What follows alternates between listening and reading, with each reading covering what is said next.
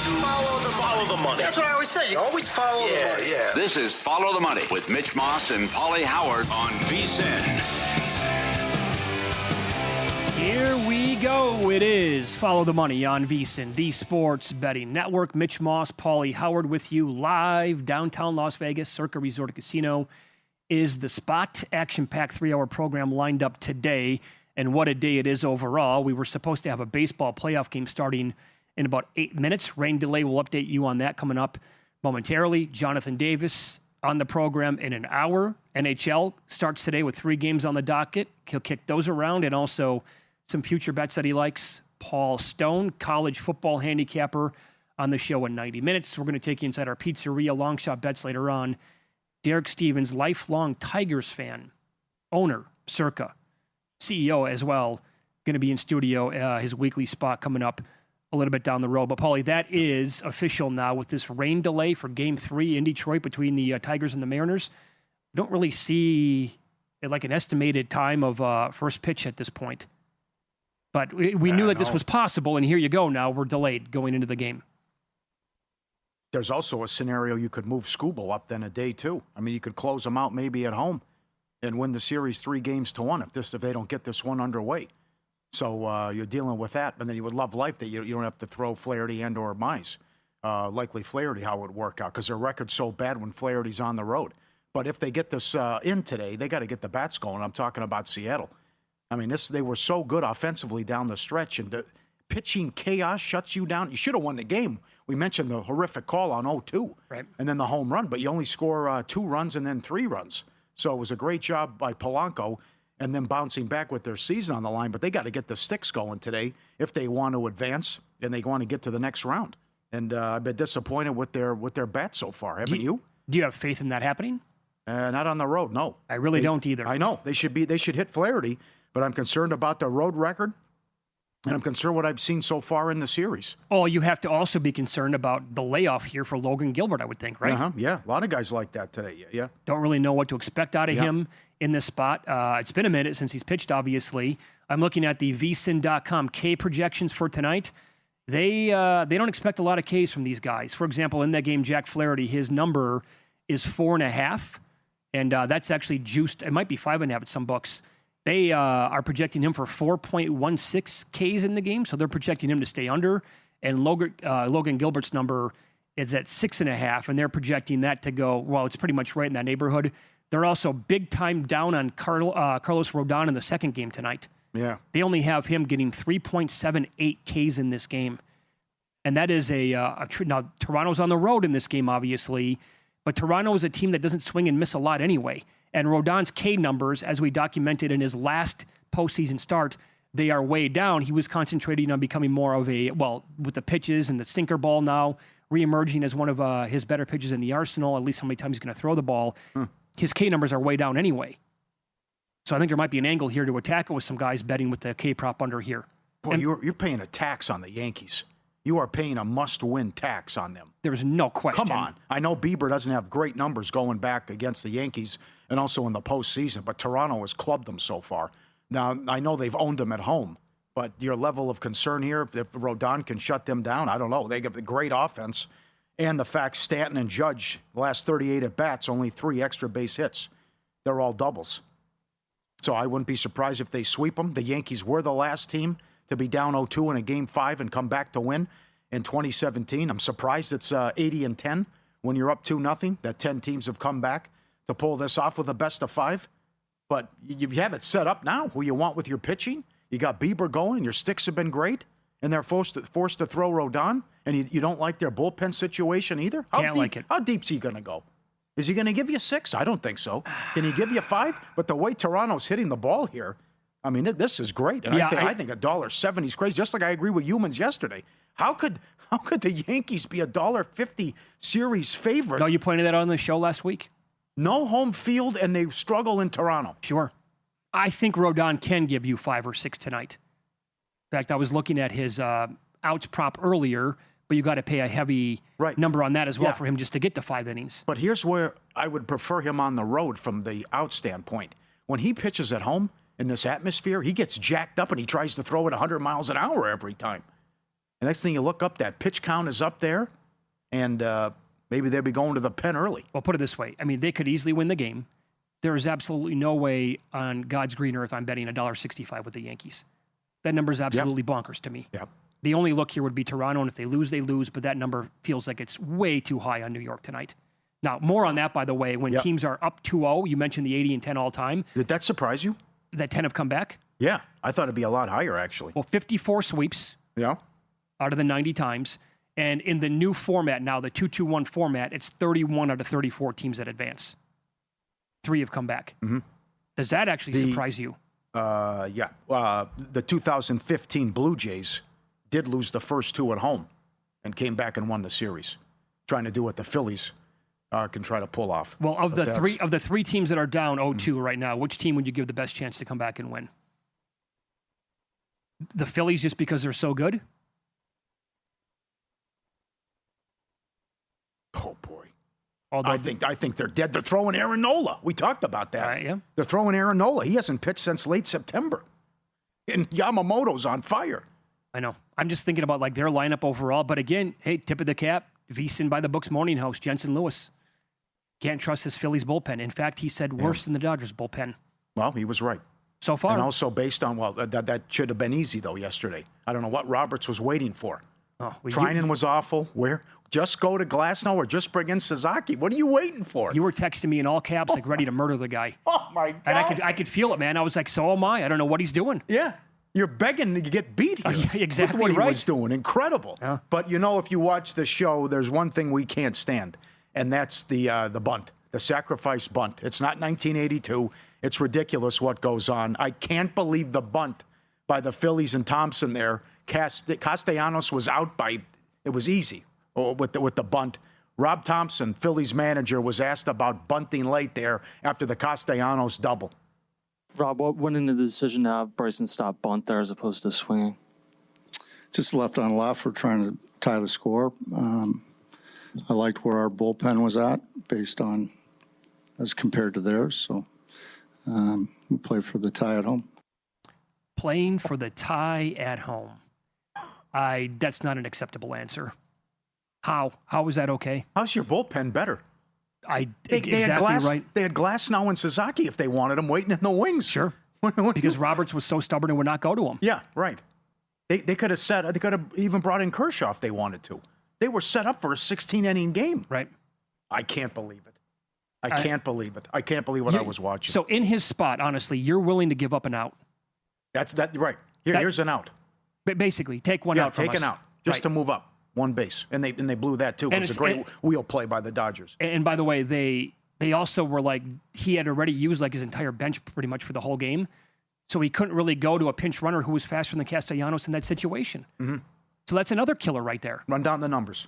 Okay. May rest in peace, Dave Koken, who we talked to. No bigger baseball fan than Dave Koken, and he would just rail on it when the guys would do it.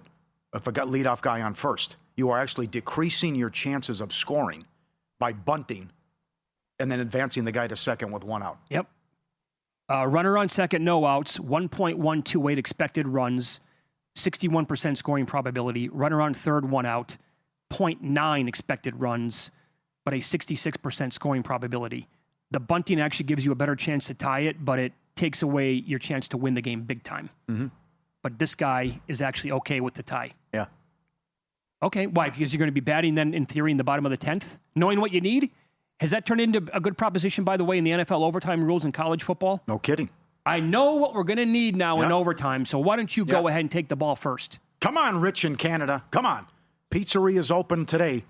He's got the exacta 410-1 with the Brewers Blue Jays World Series. How do you feel about Milwaukee? I hated that too, but it worked out for Murphy. Oh, they got back into the game. Oh, they got luck. But the opener backfire with Ashby, it's 3-0 right away. But then they tie it, and then the bullpen was lights out. Miz came in.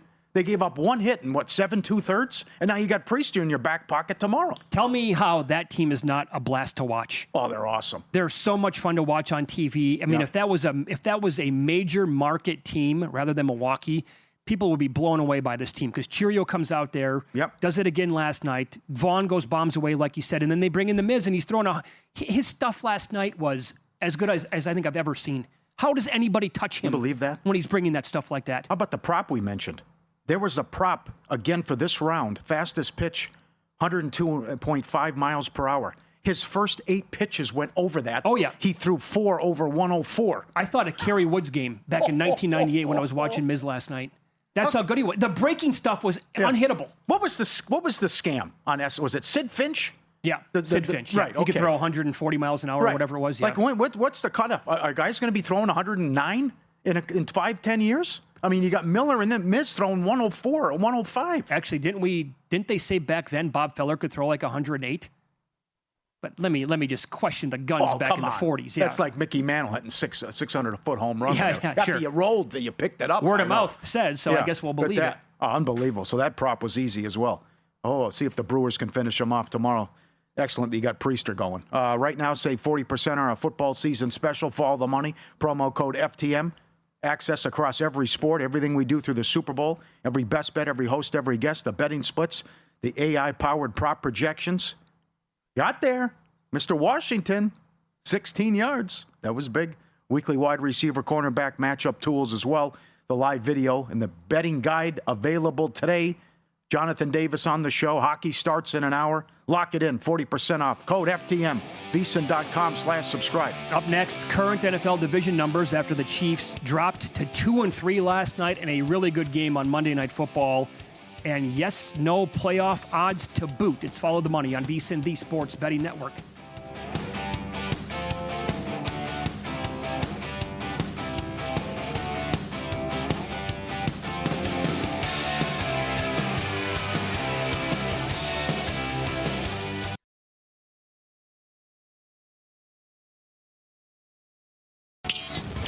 This is Follow the Money on VSiN.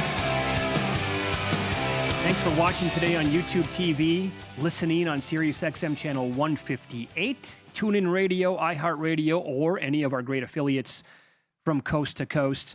The good news last night, first of all, very entertaining football game on Monday Night Football.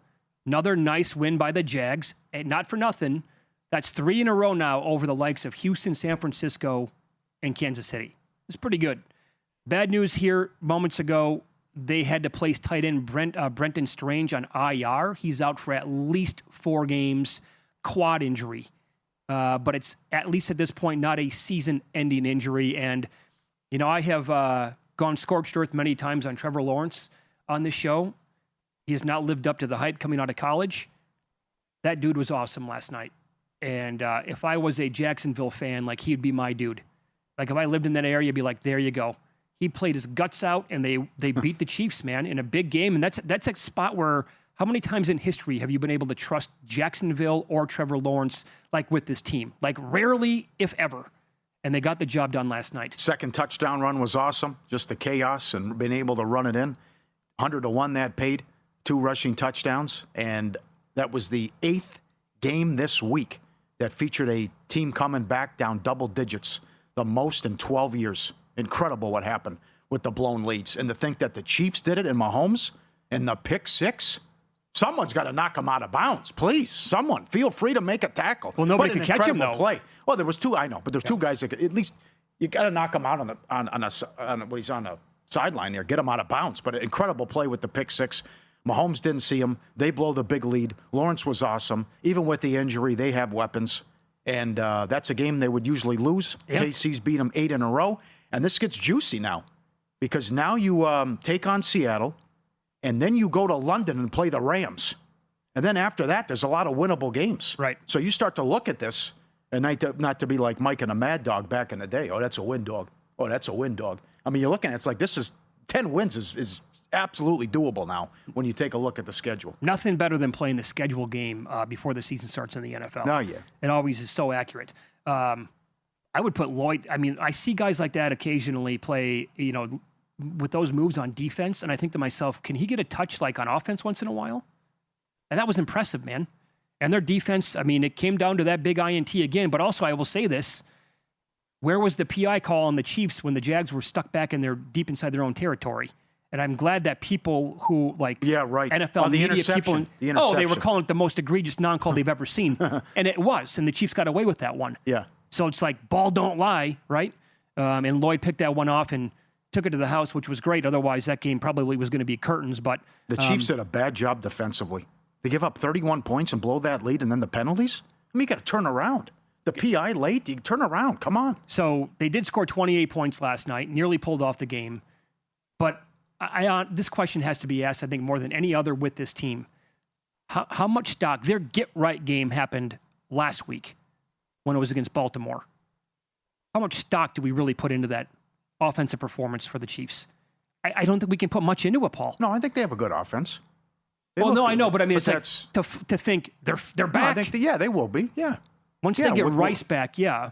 Yes. But Worthy's good. The guy, Kelsey, chipped in. No, I tell you who's good is the guy that we bet on yesterday. Thornton's awesome. Thornton is completely underrated. Boy, I blew that. I mean, I certainly didn't see most yards in the game, which big tickets out there on that. But his ladder props yesterday. Oh my God. But they take shots to him all the time. He's a good weapon. Yeah. Thornton, Brown, Worthy, Rice, Kelsey.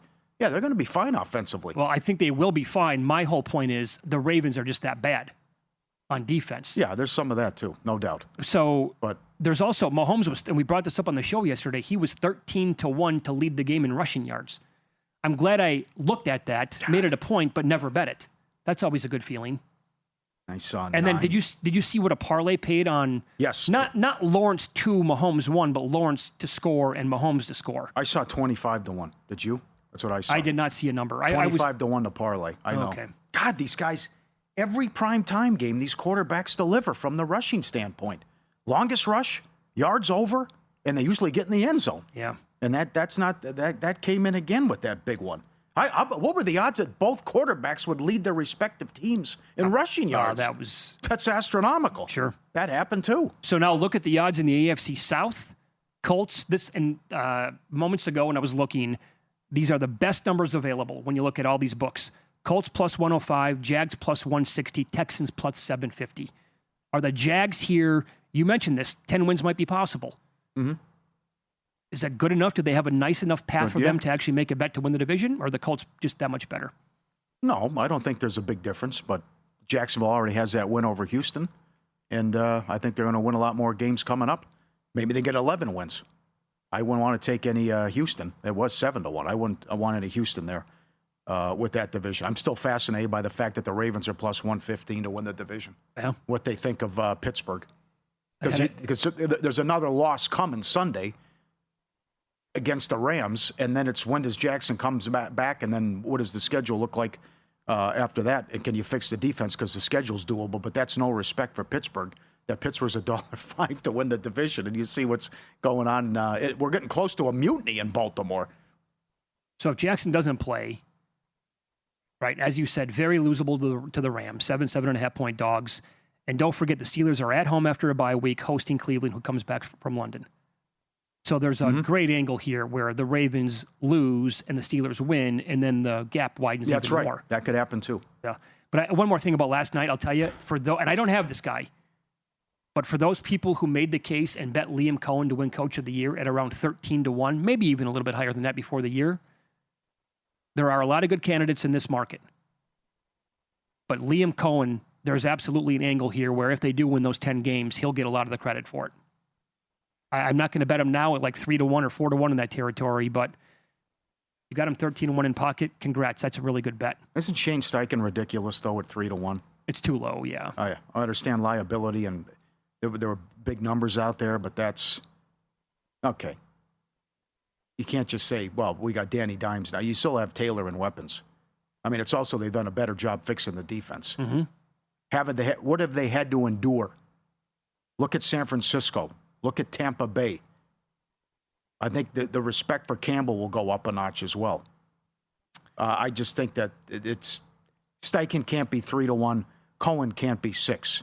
The love affair should be with Shanahan and Bowles right now, and a little bit of Campbell based on how you look, how you're playing, and all the injuries you've had to deal with. And at the end of the day, you could be talking about a 1 or a 2 seed with some of those teams. Sure. No, I think those guys absolutely have great cases. But here, and I explained this earlier today on the new podcast that JVT and I recorded, Pod to the Future, is coming out a little bit later on. This is like throwing darts to me because there are going to be a lot of guys here that you can make the case for. I think your angle of Bowles is awesome. I have Shanahan. He's the one guy. But certainly, what if the Bears really take off here offensively and they turn into something, right? Johnson was the preseason favorite. But Vrabel's going to have a case, right, based on how crappy they were last year. And if they win... maybe. They were favored in 11 games, though. Yeah, I could see pushback on that. I don't think voters look at that at all. Okay. Maybe I'm wrong, but all those guys on the left side of the screen right now, they're going to have cases. In my opinion, anyway. What do you think about the AFC East now after the Sunday night loss by the Bills? They were minus 2,000 before the game that I saw. Now they're down to minus 425. Patriots are 4-1. The Bills still have a very simple schedule moving forward, and they still should win in that 12-win range, I would think. Yeah, I think they're fine. But they just got to clean up the mistakes they made and all the stupid penalties and how they beat themselves with the turnovers. Anything in the West? Niners now minus 115, Rams plus 205, Seahawks higher than 5-1. I was thinking AFC West. Now what do we do with the Chargers? Like, how many injuries are you going to have? And you got to love Denver. Denver should be undefeated. See, that's the only team you can look at in that division right now. Yeah. Higher than 2-1 right now in Denver to win it? Denver, KC coming up, yes. That's exactly what I had. But it goes back to sometimes he looks great. And you think an AFC title game, this Bronco team's awesome. But other times it's like, oh, boy, I don't know if they're going to make the playoffs based on how you're going to get good Bo or bad Bo. And you saw that in the Philly game. You saw both. But 2 coin flip games have gone against them, and it should be undefeated. Yeah, Chargers are going to have so many injuries to overcome that things change, man. Yeah. They were sitting there at 3-0, and now... But 3-0 in the division, though. They better beat true. Miami. They got to get that Miami game coming up. That's a big one. Miami's defense is so bad that even with their depleted offensive line, they should be able to figure out a way to keep Herbert clean and actually get some stuff going on offense there. I'll move on Lawrence now, comeback player of the year. Boy, that market's crazy. McCaffrey's 2-1, Dak's plus 260, Hutchinson's plus 280, Lawrence is 7-1. Dak's going to have a great case. I know he will. Dak's going to be... He's playing great ball. Yeah, he really is. Up next, we will discuss postseason awards in Major League Baseball. We're talking ALCS MVP, NLCS, World Series MVP. There are some great numbers available. We'll kick it around coming up on Follow the Money. It's VSiN, the Sports Betting Network.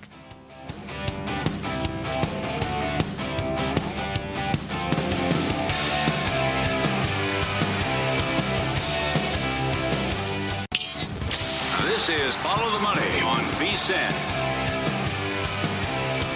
So we have the baseball game on right now in the studio, and obviously it's under weather delay, and it's on FS1, and they just showed one of the pitchers walking in the outfield, and it looks as if nobody's in the stands.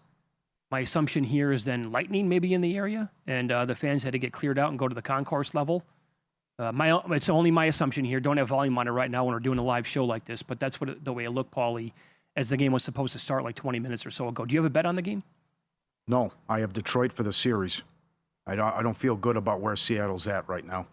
And they did a great job in Game 2 with Castillo, but you're going to have to beat Skubal, you think, and they should be able to beat Flaherty today. But the uncertainty of Wu as well, and a 39-42 road record for the Mariners. So let me ask you this then. If you liked the Tigers already and bet them to win the series, and the Blue Jays are up 2-0, and historically that means they have an unbelievable chance to win the series, have you looked at any Tigers players, or would you look at Blue Jays players to win the American League ALCS, MVP, which is available at multiple books right now? Would you like the Blue Jays' chances? You have to be on, which team would you like the most to win the series? I think that's the first thought that you have to have. I think Toronto's too good in terms of so many good players, and they're balanced. So that's hard to make a case of who sticks out for Toronto because so many guys can hit, and in the great pitching performance they got in Game 2. I would land on Skubal because their record was so bad when he didn't pitch. And then if he goes out there in a best of 7 and wins 3 games, which he's definitely capable of doing. Sure he is. He's 10-1. It'd be all Skubal for me with that. So he's 10-1 right now. The next guy on the board from Detroit, well, 2 of them, same numbers, Riley Green, Kerry Carpenter are both 25-1. This is American League Championship Series MVP. For the Blue Jays, Vlad is 7-1, then Springer 12, Kirk Varsho 25 as well. Would you look at any pitcher with the Blue Jays, or you'd probably stay away and just go with Skubal because of what you just said? No, I just have to go Skubal. I'll tell you what, though. Yeah. To me, if the Mariners get there, Julio Rodriguez 20-1 is very attractive. That's not bad. That's if they get by. The guy's been he's been like blazing hot for like 2 months the way it seems now. Mm-hmm. So that's one guy I would look at. Now, this is where I am torn. Full disclosure. As somebody who grew up in the state of Wisconsin, I went to many games at the old county stadium to watch the Brewers play. I would love for Milwaukee to win the World Series. However, I have a pretty decent bet on the Dodgers at 7-1 to win the World Series. If we get those two teams currently up 2-0 in their series, I don't even know how I would play that. Do I let my Dodgers ticket ride and then just it's a win-win for me? Or do I take a little on the Brewers just in case my childhood team gets there? Mm-hmm. And then I have something to be, I'm not so pissed off that my ticket lost. The emotions here in that series are going to be all over the map. But look at the drop-off. To win the NLCS MVP, Ohtani is plus 250. Then it goes all the way down to 10-1. That's too much, though. I know it's just because he's set up that it's Babe Ruth, but what if he's not hitting? You can't bet plus 250. No, that's crazy. No. But also the way he's struggling at the plate right now, sure. Even if he's great on the mound, I think that Churio's worth a look at 13-1, how great he's been and all his hits. But you are right about FOMO not taking 7-1. I also didn't know Roberts was going to play it like this, but this isn't fair. Where you can come out and you can go Ohtani, Snell, Yamamoto. If anybody gets in trouble, maybe Glasnow, and then Sasaki to close it out. If I get 6 or 7 strong from my starter, which I'm probably going to get, then I can come back with Sasaki. It's ridiculous. No, it's not fair. And they're plus 155 at DraftKings to win the World Series. Yeah, what are they to win the National League? Like during the game last night, they were all the way up to like minus 160 to win that. $1.45. Came down a little bit? Yeah. So, I mean... it's hard. They're talking about this already. They're going to run the table. Will they lose a postseason game? I knew that was coming. Yeah, they're doing that already. Oh, my God. Yeah. So, by the way, but in a 7-game series, Roberts is probably going to have to use Glasnow as a starter at least once, will he not? I would think he'd go game 4. So he can't go full-time bullpen there. But, so if you don't want to look at Ohtani, and neither one of us do, just because of the number... Then Freeman's 10. You mentioned Chirio 13. That's tough to ignore because that kid is so ridiculous. But don't look past Contreras, though, either. Guy's awesome. Yeah. 12-1 on him. I just think there's so many guys that can hit, too. I think it's like Toronto. Chirio would be the guy. But then it's also... Could be Yelich, could be Vaughn, could be... They have so many guys that can hit. And you saw it in the first 2 games. I mean, the Blue Jays are playing home run derby and all the hits. What are they? More home runs and strikeouts, whatever it is. Something stupid in the series. And what the Brewers have done... with the long ball, too. That it could just be, that would be Chirio that sticks out. From a pitching standpoint, I don't know. If you're going to go an opener that early, and then maybe you go Peralta opener, Priester, and now with Woodruff out, how many times can you use Miz out of the bullpen? That's a great question. Because that is filth, what's coming in. Here comes 104 in your face for 4 innings. Good luck. If he has that command from last night... That's just, it's must-watch television, Paul. I don't want to sound like I'm completely overboard with this, but... Did you see a price on him? I did not. I can look. He's got to be available. Can't you make a case for that? If he's going to be in multiple games coming out of the pen, it can give you like 2 innings here, 3 innings here. Pick up a win here. Maybe start one game. Yes. Right. Sure. Why not? In fact, if you like that, then make the case to bet him to win the World Series MVP on top of it, if he's going to have a similar role. You got to like the chances for the National League. I know the Blue Jays are an awesome story, and they're really, really good. The Mariners would be too as well. I don't want to get put the cart ahead of the horse here, but if it's going to be one of those 2 teams coming out of the American League, very good teams. But man, the Dodgers and the Brewers, with how they were in the entire regular season, and I get it. People are going to come back and say Brewers don't hit a lot of home runs. Well, look how many runs they're still scoring. I just think it's also hard. Good luck, Ohtani, Yamamoto, Snell. How about the lineup? I mean, Muncy, Betts, Freeman, Hernandez. Ohtani's not even hitting. Well, it's ridiculous. This is what this lineup looks like in this team on paper. I thought you were actually going to go down the path of looking at a starter then for the Dodgers, because Snell and Yamamoto are each 25-1. Like, are we going to get this Snell every time out for the remainder of the playoffs? We might get it out of Yamamoto, 24 innings without an earned run. Either one of those guys, yeah. Could be him too. But 14-3 last 17 playoff games. I just think they're too good. Yeah, they're a machine. Yep. And you know, are we missing someone? If the Yankees come back, Judge still can't get it going. Well, look at how low his number is. I know that's not enough. 12-1, no good. No, I just mentioned that he's got a couple singles. Whoop-de-doo. So first things first, can they even get there? And I don't think they come back. And then maybe they win low-scoring games, and you'd have to look at someone else for the Yankees. Pitcher maybe, I don't know. I could see Fried. Didn't go well for him against Toronto, but if you're talking about a guy who's going to get 3 starts in a best of 7, how it would play out, and he's awesome, I could see that. But it's a tough call right now. You know what? I'm not even seeing, and I'm on the DK website right now, I don't even see a number for Mizorowski. And this is for the NLCS, and it goes all the way down to Michael Conforto at 200-1. Well, you have the day off. Wouldn't you run him out there again tomorrow? Like, can't you just, based on what the schedule looks like, too? That's where I was. Why can't he go 3 innings, 2 innings, bring him back, right?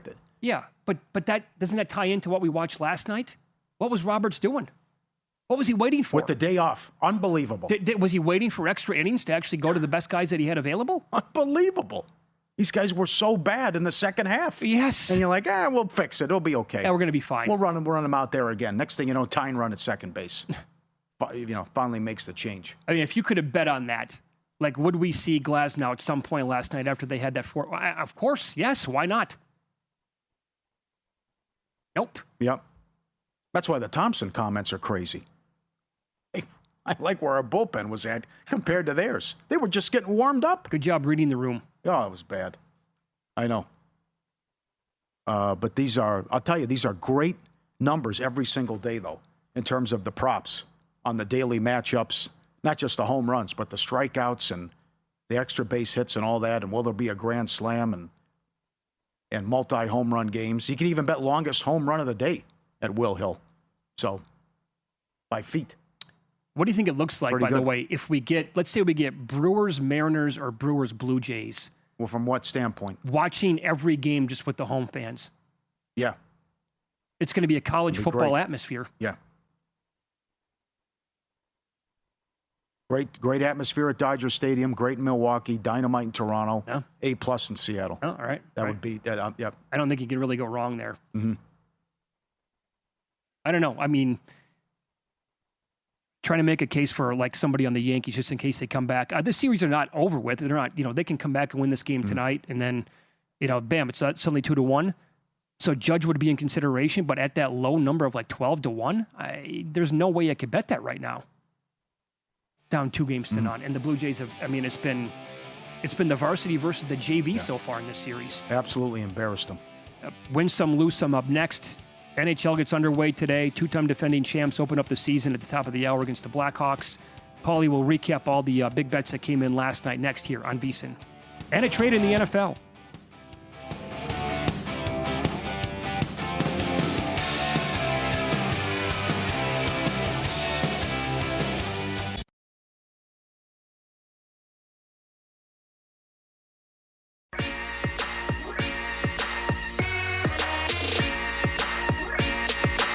Win Some, Lose Some is sponsored by the Sharp Plays.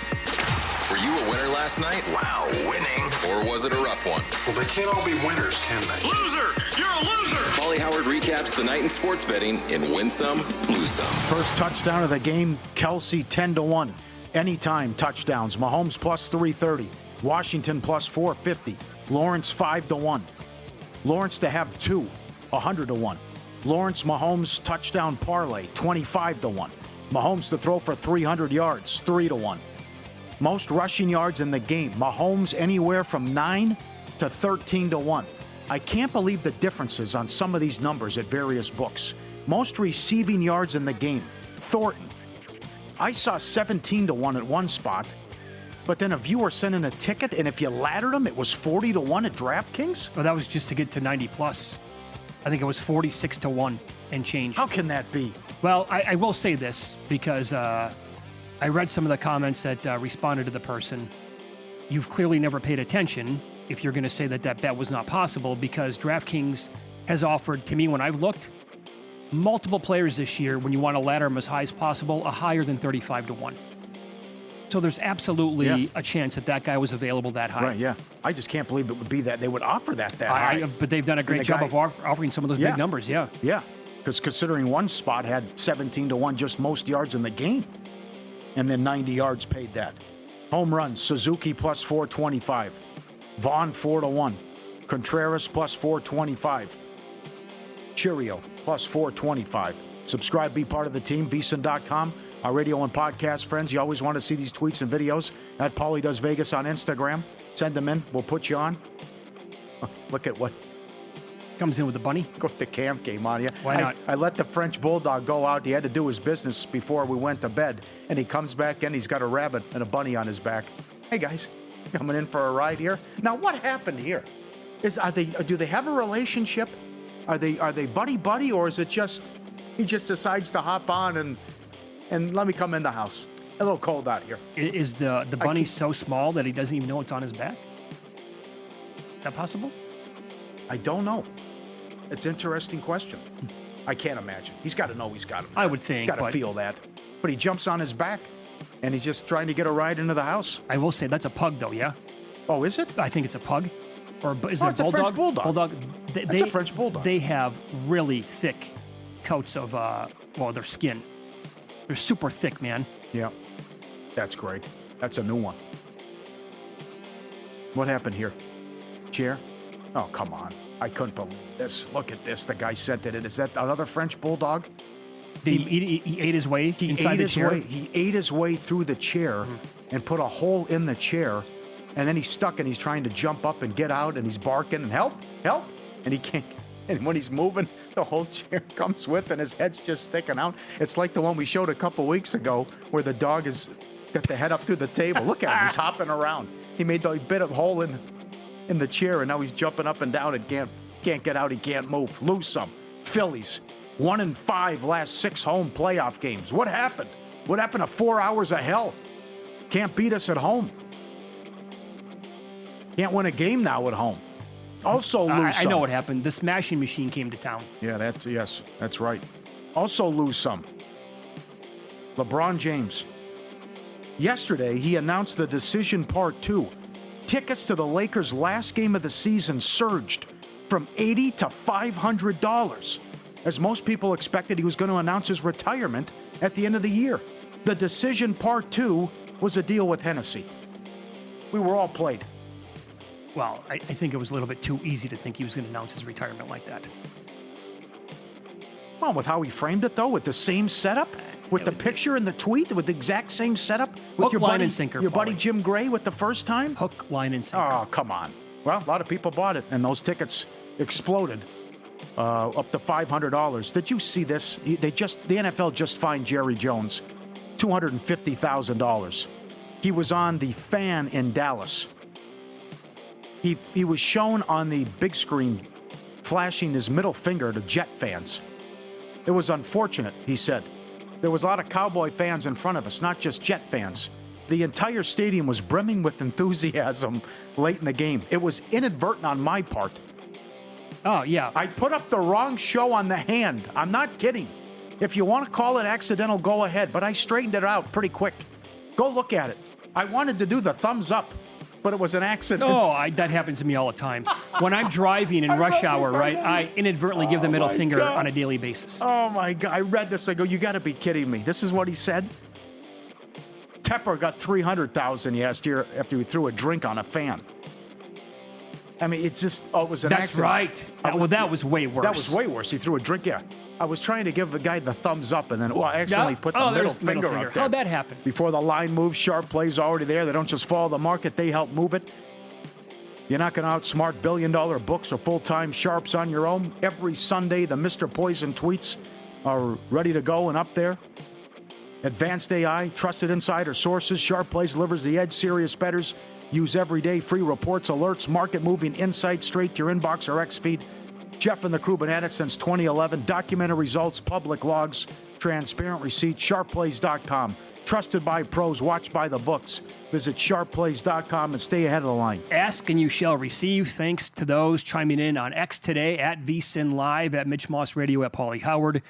They found Jacob Mizorowski, the Miz, at 300-1 World Series MVP. All right. 150-1 NLCS MVP. Good. Would you take a little nibble at that? I don't mind that. There's also a trade today in the National Football League.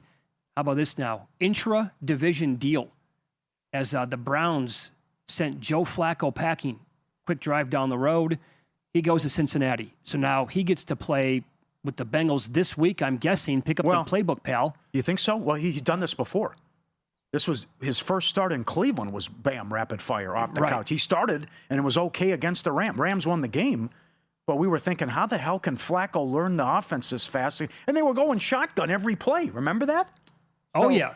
Yeah, no, that was a thing of beauty. I don't know. We'll see. But I would say good luck behind that offensive line. That's why I thought if they were going to make a trade, it was going to be Russell Wilson, just because the quarterback doesn't have a chance behind that offensive line. And Browning has thrown 8 picks over the last 4 games, and Flacco's a statue, and he just played Green Bay, and he couldn't do anything against them. Is it possible Flacco can beat this Green Bay team twice in like 3 weeks with a team that's now actually crappier than the team that he beat him with before? That'd be something, huh? Yeah, that would now, be. To your point, right? This is what, if he does go... I don't like the trade in the division. I don't get why the Browns would do this. Weird. But so the Cincinnati offensive line, they rank 32nd in pass block win rate, and they are 29th in pass blocking grade, how the grades are developed and formed at Pro Football Focus. The Packers are number 5 in pressure rate, number 4 pass rush overall at PFF, and number 12 in pass rush win rate. As a statue behind this offensive line, he now gets to take on, if he is in fact going to be the starter, Micah, as we pointed out yesterday, Micah Parsons and Gary, among others, now on this defensive line get to just go in full turbo mode here and come at him the entire time. That's not going to go well for anybody involved here on the Cincinnati side. Yeah. Wonder how popular Green Bay is going to be in Survivor this week. I was surprised by how many people have a lot of good teams still left when you look at Survivor Atlas and stuff. The other part of this story is Sanders is now the backup quarterback.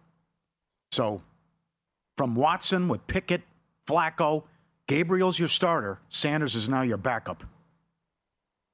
So if something happens to Gabriel, here we go. Right. I think the only way that Sanders, this is only based on one game, but the way that Gabriel looked last week against Minnesota, he'll probably have to get injured for Sanders to get in. Now, that could completely flip, and he might be terrible this weekend, for example, against Pittsburgh. But if Sanders is going to go from running the practice squad and now elevated to number 2, I don't know, maybe he'll get a shot sooner than I'm thinking, but I thought Gabriel looked pretty good against the Vikings overall. Mm-hmm. Are they going to try to get this? What's the plan with this game? Because you're telling me there's that doesn't look good with the if the fans were not in the stands at all, and in fact they took the baseball game now off the screens and they put on the pregame here for the NHL, that's probably a little telling on top of that too. And oh, by the way, Kevin Roth, meteorologist, said that here's an angle, right? That almost makes me want to bet everything under with the pitchers, like outs included. He said it appears as if, according to the radar that he's tracking, there is a second wave of bad weather coming in. So that means even if they start the game, like right now, for example, there would be a really good chance that it's going to get delayed anyway again. So you run the starters out there, they pitch who knows how long. Oh, here comes that second wave of bad weather. Let's get them out and delay the game for a second time. What price would you want on Wu? Considering when we're going to see, we don't even see him till the ALCS. Yeah, that's another one. He's like 80-1. I couldn't do it. I can't bet on injuries like that. I don't know. All right, NHL starting here coming up very soon. Defending champs are in action today against Chicago. VSiN's NHL betting analyst Jonathan Davis with bets on today's card and futures next.